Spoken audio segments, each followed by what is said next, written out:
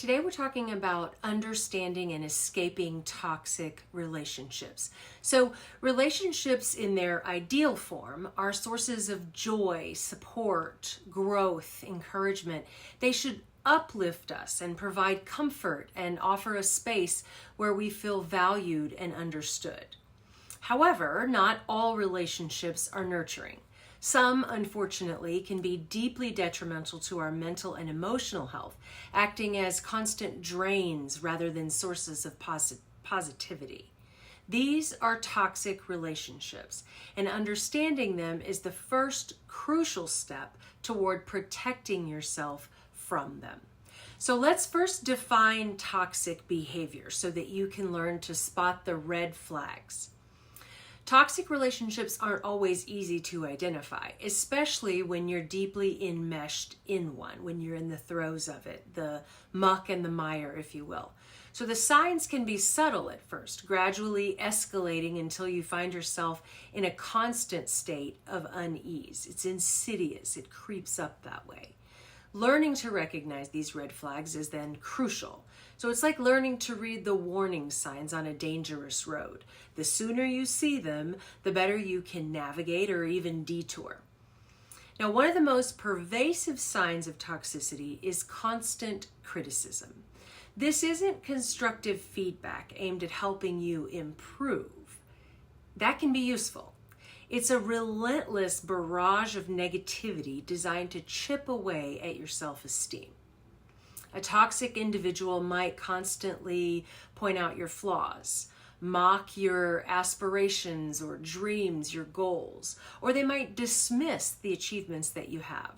They might belittle your ideas, your appearance, your intelligence, or your efforts, often disguised as just being honest or trying to help you. You might find yourself feeling like nothing you do is ever good enough, leading to pervasive feelings of inadequacy, shame, and self-doubt. This constant chipping away can leave you feeling emotionally raw and vulnerable as well. Manipulation is another hallmark of toxic behavior, and it can be incredibly insidious as well. It can take many forms, from guilt tripping and emotional blackmail to gaslighting.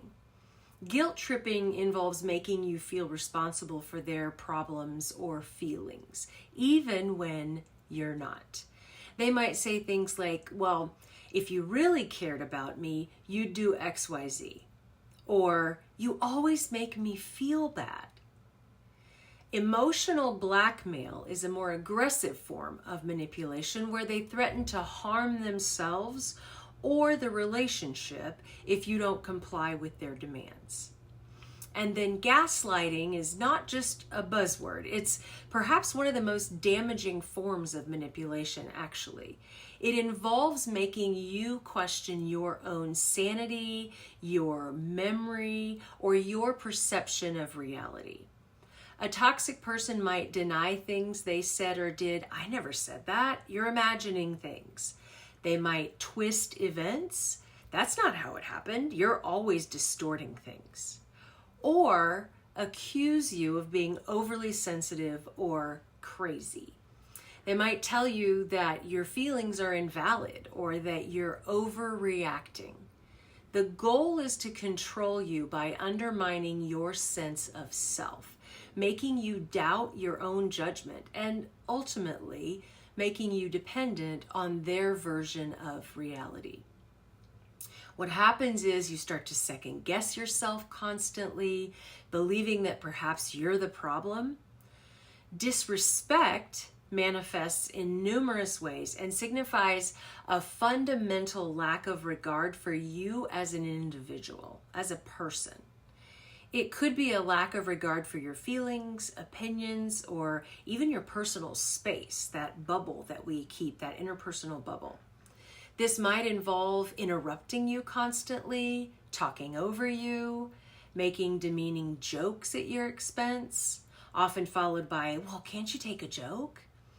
Or dismissing your concerns as trivial or irrational. Disrespect can also be seen in a blatant disregard for your boundaries, which we'll discuss in more detail in a little bit. They might show up late without apology, cancel plans last minute repeatedly, or share your private information without your consent, without your permission to share these things about you. Ultimately, a lack of respect means the other person doesn't value you as an individual, leading to feelings of insignificance, frustration, and resentment.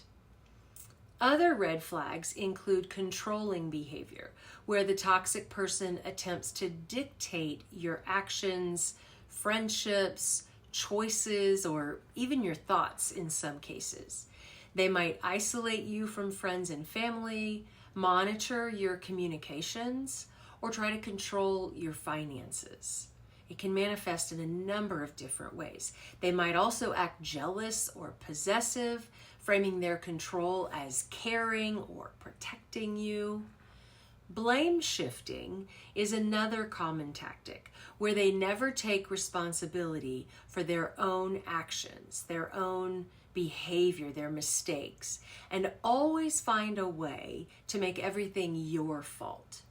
They are perpetually the victim, and you are always the perpetrator, the offender. And then there's unpredictability, where their moods, reactions, or demands are constantly shifting, leaving you walking on eggshells, unsure of exactly what to expect next. This constant uncertainty creates intense anxiety. If you consistently feel drained, anxious, sad, or unhappy after interacting with someone, if you find yourself altering your behavior to avoid their wrath or disapproval, or if you feel a pervasive sense of dread before seeing them, it's a strong indicator that the relationship might be toxic. So next, we're going to look at the impact of this toxicity on your well-being. Let me just say really quickly, if you think that your negative thoughts, your stinking thinking, is causing you to stay stuck in bad relationships, I have a $14 course available on my website, thepsychoeducationacademy.com, to help you overcome those negative thoughts and start moving in the right direction.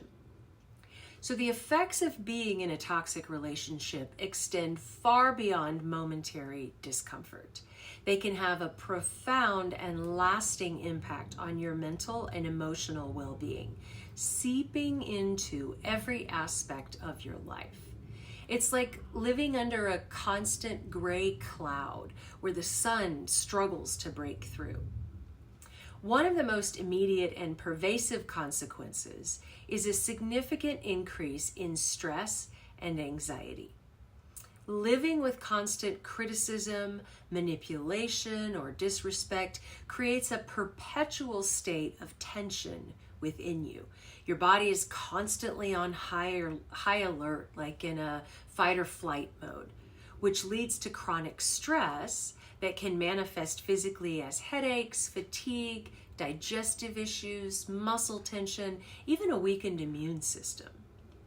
This sustained anxiety can make it difficult then to relax, to concentrate on tasks, or even to sleep soundly in some cases. You might experience intrusive thoughts about the relationship, constant rumination, or even panic attacks. Your nervous system is constantly activated, leaving you feeling perpetually exhausted and on edge. Toxic relationships are notorious for eroding self-esteem and self-worth. When you're constantly told you're not good enough, or when your reality is consistently questioned or denied through gaslighting, you start to internalize those negative messages. You begin to believe the toxic narrative. And that, unfortunately, leads you to a pervasive sense of inadequacy, self-doubt, and even self-loathing in some cases. So this then can make it incredibly difficult to trust your own judgment, believe in your abilities, or even make decisions confidently. There's a trickle-down effect. And then over time, you might stop pursuing your goals, withdraw from social interactions because maybe you feel ashamed or simply too drained, or you might even develop symptoms of clinical depression. You may feel like you've lost yourself, your identity sort of blurring into the demands and perceptions of the toxic individual you're in the relationship with. Productivity and overall happiness also take a significant hit. The emotional drain of a toxic relationship leaves little energy for anything else. Imagine trying to run a marathon while carrying a heavy, invisible weight. That's kind of what it feels like. You might find yourself constantly preoccupied with the dynamics of the relationship. Maybe you become unable to focus on work, hobbies, or other important aspects of your life.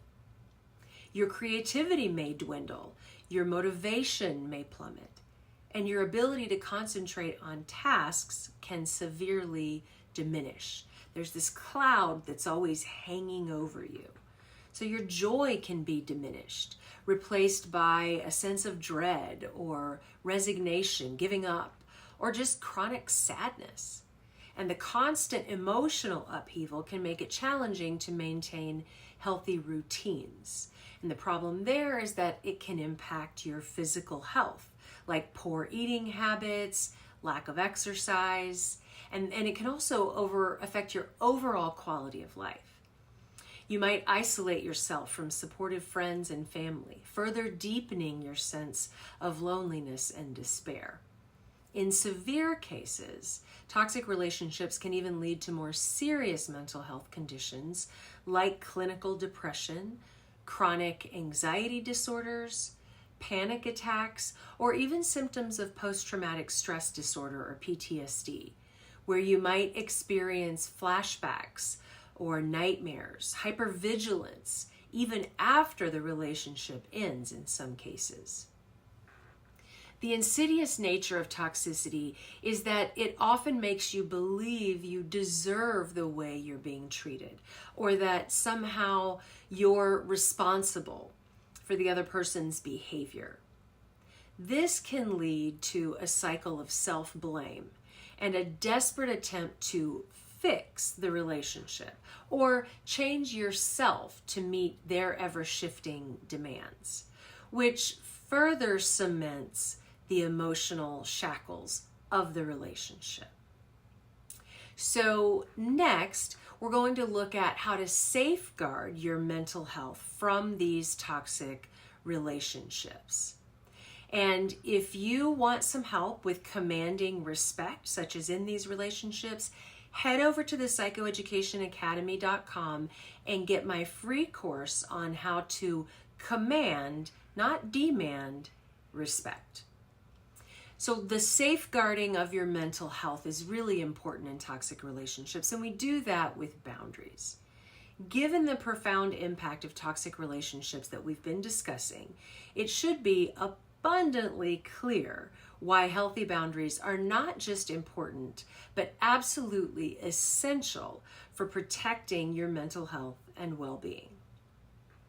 I want you to think of boundaries as the protective force field around your personal space, your emotional well-being, and your core values.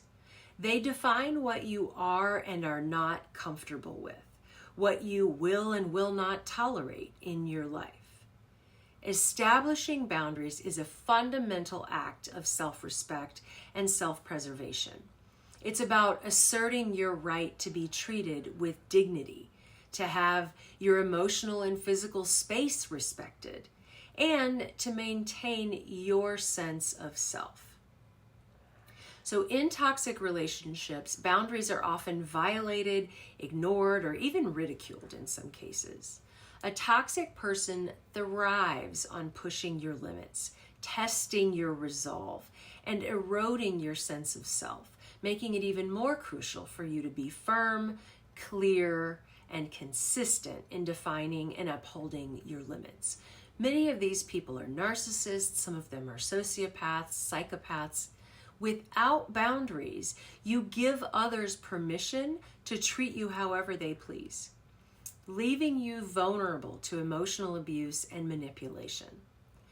Now, setting a boundary might involve saying no to requests that make you uncomfortable or drain your energy. And you're doing it without guilt or lengthy explanations. It could mean limiting contact with someone who consistently drains your energy or disrespects you. It might involve refusing to engage in circular arguments that lead nowhere, stating, "I'm not going to discuss this when you're yelling." Or another boundary would be, "We can talk about this when we're both calm."